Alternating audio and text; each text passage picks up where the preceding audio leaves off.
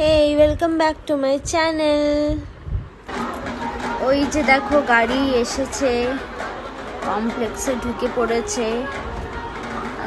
পেছনে ঢাকের আওয়াজ। মাকে নিয়ে আসা হয়েছে। আমরা আগেই পৌঁছে গেছি, যেহেতু আমরা টোটোতে এসেছিলাম আমরা আগে চলে এসেছি।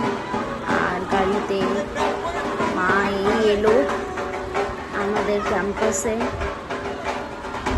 এবার ধরে নামানো হবে মাকে। সবাই গেছে। এবারে পূজা যেহেতু মহিলাদের পরিচালনা পূজা, কিন্তু এখানে তো বলতেই হবে যে এই যে ছেলেরা এখন মায়ের প্রতিমা নিয়ে আসছে, এ তো আমাদের দ্বারা সম্ভব না।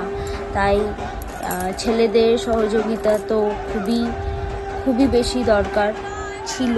আর ওরা খুব ভালোভাবেই আমাদের হেল্প করেছে পুরো পুজোটাকে অর্গানাইজ করতে।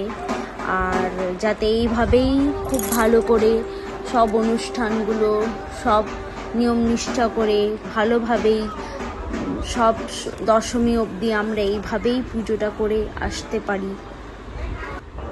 এই যে এবার আমি কিছু ভিডিও শেয়ার করছি, যেহেতু আমি ক্লিপ তুললাম। আর এবার সব কিছু সেট হয়ে গেছে, মাকে ভালোভাবে বসিয়ে দেওয়া হয়েছে, সব চেক করা হচ্ছে ভালোভাবে। এই যে দেখো আমাদের মায়ের প্রতিমা কি মিষ্টি হয়েছে।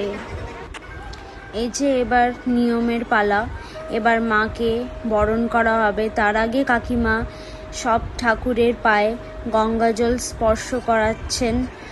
আর এরপরে কাকিমা বরণ করবে।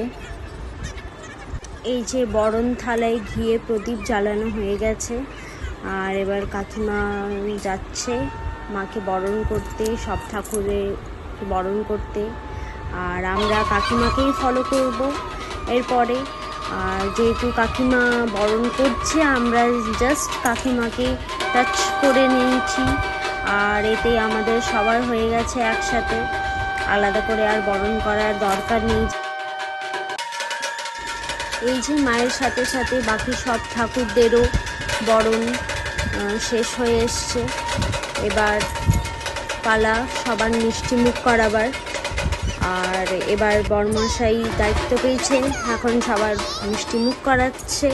সাথে সাথেই আজকে বিদায় নিলাম। আর এরপরে আসবো আবার অন্য নতুন কোনো ব্লগ নিয়ে।